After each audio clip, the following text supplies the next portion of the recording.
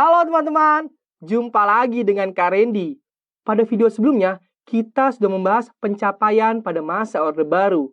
Nah, pada video kali ini, Kakak akan membahas kelemahan dan penyimpangan pada masa Orde Baru.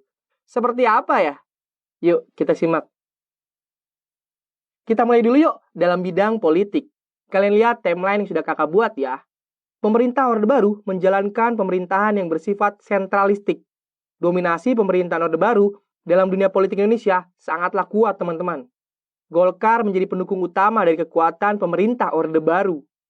Sehingga terwujudlah kemenangan bagi Golkar pada setiap pemilu pada masa Orde Baru. Praktik korupsi, kolusi, serta nepotisme berkembang pesat pada masa itu. Oleh karena itu, pemerintahan Orde Baru mampu bertahan hingga 32 tahun. Luar biasa ya, teman-teman. Sekarang kita bahas bidang ekonominya ya teman-teman. Masuknya modal asing menghalangi investasi dalam negeri. Investasi asing yang begitu besar bagi pembangunan nasional serta rencana pembangunan 5 tahun membuat pemerintah menumpuk hutang yang cukup besar kepada lembaga keuangan seperti IGGI, CGI, dan juga IMF.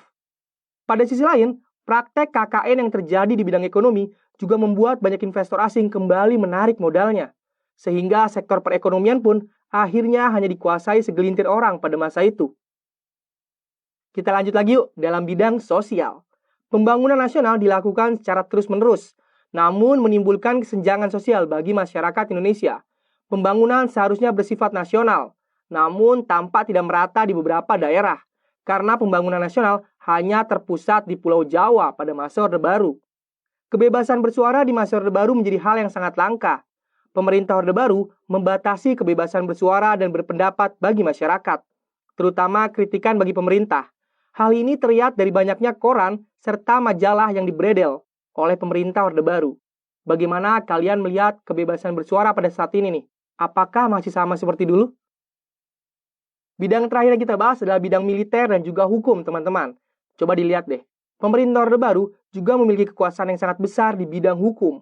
Akibatnya, sering terjadi pelanggaran hukum yang tidak terselesaikan, hanya karena pelakunya adalah seorang pejabat pada masa itu. Pemerintah Orde Baru mendapatkan banyak dukungan yang kuat dari pihak militer. Akibatnya, dui fungsi ABRI banyak disalahgunakan demi kepentingan bisnis pribadi di masa Orde Baru. Nah, beberapa pihak pun memanfaatkan kedudukan militer yang dimilikinya demi memperkuat bisnis pribadi. Kita pernah membahas dui fungsi ABRI ya. Nah, bagaimana menurut teman-teman tentang proses dui fungsi ABRI? Apakah menguntungkan ABRI atau pemerintah pada saat itu? Oke teman-teman, kita sudah membahas kelemahan dan penyimpangan pada masa Orde Baru. Teman-teman, setiap pemerintahan memiliki kelebihan serta kelemahan ya. Tapi kakak punya pertanyaan penting nih untuk kalian. Bagaimana menurut kalian tentang kelemahan dan penyimpangan pada masa Orde Baru? Coba deh dianalisis. Oke, sampai di sini dulu video kali ini. Sampai berjumpa di video selanjutnya. Dadah!